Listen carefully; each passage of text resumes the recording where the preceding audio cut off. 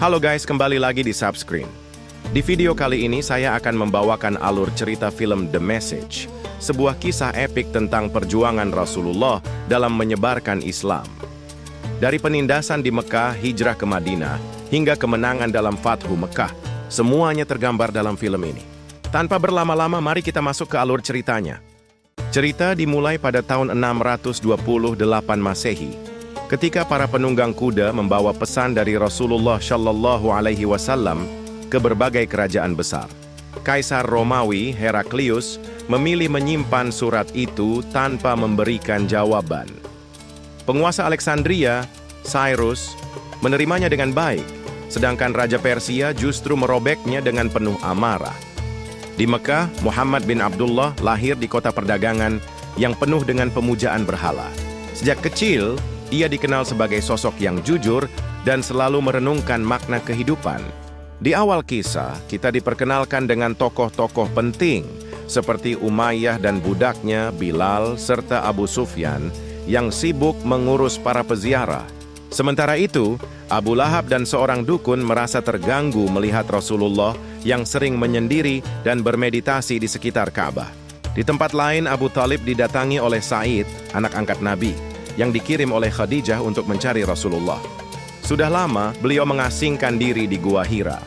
Hingga akhirnya pada Februari 610 Masehi wahyu pertama turun. Said menjelaskan bahwa Rasulullah telah didatangi malaikat Jibril dan diangkat menjadi Rasul. Mendengar kabar itu, Abu Thalib terkejut tetapi berjanji akan selalu melindunginya. Dakwah pun dimulai secara diam-diam. Ammar, seorang pemuda yang dekat dengan Rasulullah, mulai tertarik dengan ajaran Islam. Namun saat ia kembali ke rumah, kedua orang tuanya, Yasir dan Sumayyah, menolak mentah-mentah keyakinan barunya.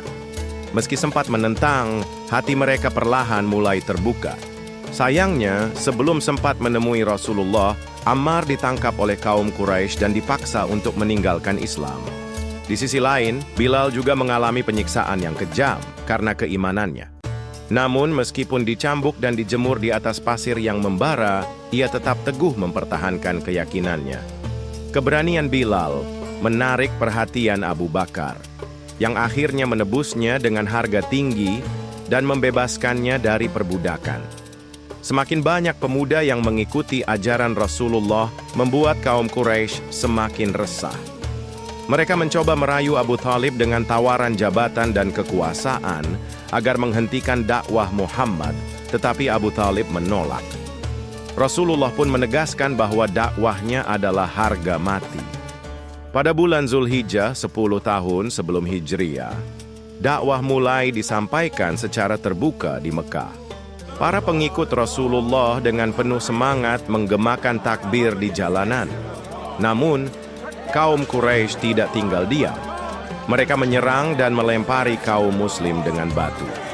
Meski demikian, rombongan Rasulullah tetap bertahan dan terus mengumandangkan takbir hingga tiba di depan Ka'bah, menandakan awal dari babak baru dalam perjalanan Islam.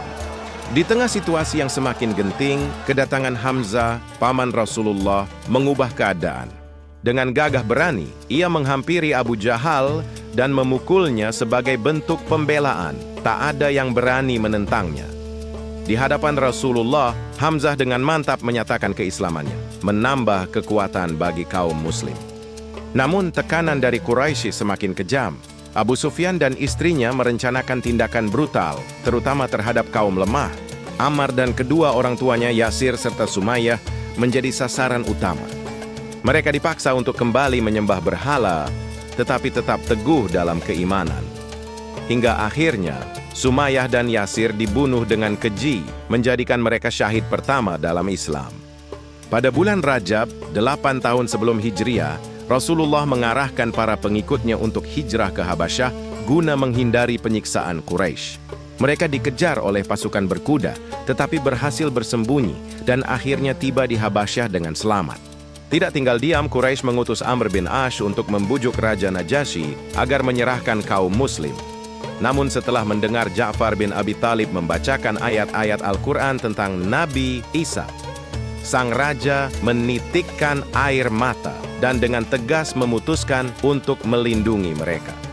gagal menekan kaum muslim. Quraisy mengambil langkah lain. Mereka memberlakukan boikot total, memutus akses perdagangan, pernikahan, dan hubungan sosial bagi umat Islam. Situasi semakin sulit, memaksa mereka bertahan hidup di padang pasir. Masa ini dikenal sebagai Tahun Kesedihan, saat Rasulullah kehilangan dua orang terdekatnya, Khadijah dan Abu Thalib. Pada bulan Jumadil Akhir, Rasulullah pergi ke Taif bersama Zaid bin Haritsah. Alih-alih diterima, keduanya justru dihina dan dilempari batu hingga terluka. Sementara itu, para peziarah dari Yatsrib yang datang ke Mekah diam-diam masuk Islam. Setahun kemudian, mereka berjanji setia kepada Rasulullah dan meminta beliau untuk berhijrah ke kota mereka, sebuah keputusan yang akan mengubah sejarah Islam selamanya. Pada tahun pertama Hijriyah, kaum muslim mulai berbondong-bondong menuju Yatsrib. Namun Rasulullah tetap tinggal di Mekah hingga semua pengikutnya berangkat lebih dulu. Mengetahui bahwa beliau masih berada di Mekah tanpa banyak pengawal, para pemuka Quraisy merencanakan pembunuhan. Mereka mengutus pemuda dari berbagai suku agar tanggung jawab atas darahnya terbagi rata. Malam itu, para pemuda Quraisy mengepung rumah Rasulullah, menunggu saat yang tepat untuk menyerang. Namun ketika mereka menerobos masuk dan mengayunkan tombak mereka, yang mereka temukan hanyalah Ali bin Abi Thalib, yang berbaring menggantikan beliau. Rasulullah telah pergi meninggalkan Mekah. Marah dan panik, Quraisy segera mengadakan sayembara besar bagi siapapun yang bisa menangkapnya. Pengejaran pun dilakukan dengan bantuan para ahli padang pasir. Salah satu kelompok Quraisy menduga Rasulullah bersembunyi di dalam gua Tsur. Namun, ketika mereka tiba di depan gua, mereka melihat sarang laba-laba yang masih utuh serta burung merpati yang bertelur di sana. Tak mungkin ada orang yang baru saja masuk. Meyakini bahwa gua itu kosong, mereka pun pergi. Sementara di dalamnya, Rasulullah dan Abu Bakar menahan napas dalam hening. Di Madinah, kaum muslim menanti dengan cemas. Hingga akhirnya, kecemasan itu berubah menjadi kebahagiaan saat mereka melihat Rasulullah tiba dengan selamat.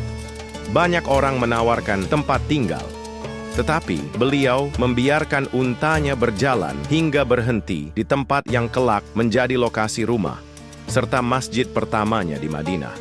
Dengan semangat gotong royong, kaum muslim membangun masjid pertama.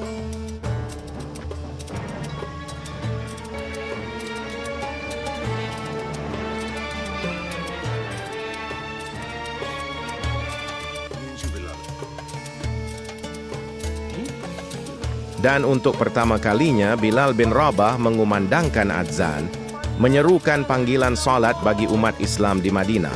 Sementara itu di Mekah, Quraisy semakin kejam. Mereka merampas harta benda milik kaum muslim yang telah berhijrah dan berencana menjualnya dalam kafilah dagang menuju Syam. Mengetahui hal ini, kaum muslim di Madinah bersiap menghadang kafilah tersebut di Sumur Badar. Namun Quraisy merespons dengan mengerahkan pasukan besar untuk menyerang. Meski jumlahnya jauh lebih sedikit, kaum muslim berperang dengan penuh keyakinan. Dalam pertempuran sengit itu, mereka meraih kemenangan besar dalam Perang Badar. Kekalahan ini membuat Quraisy murka dan bertekad membalas dendam. 3 tahun setelah hijrah, pasukan Quraisy kembali menyerang dalam Perang Uhud.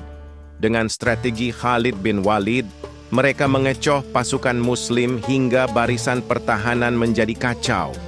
Dalam pertempuran itu, kaum muslim mengalami kekalahan pahit dan Hamzah gugur di tangan budak suruhan Hindun. Beberapa tahun kemudian, kaum muslim berniat menunaikan ibadah haji, tetapi diadang oleh Quraisy. Setelah negosiasi panjang, disepakati perjanjian Hudaybiyah. Sekilas, isi perjanjian ini tampak merugikan kaum muslim, tetapi justru membuka jalan bagi dakwah Islam ke berbagai wilayah.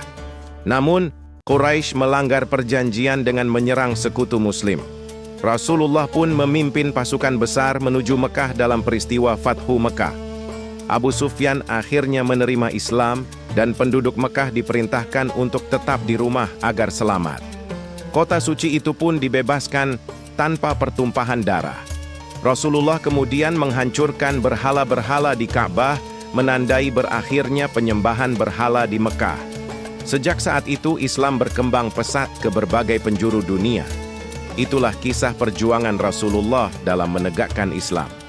Jika kamu suka dengan video ini, jangan lupa like, komen, dan subscribe supaya tidak ketinggalan kisah-kisah inspiratif lainnya. Sampai jumpa di konten berikutnya.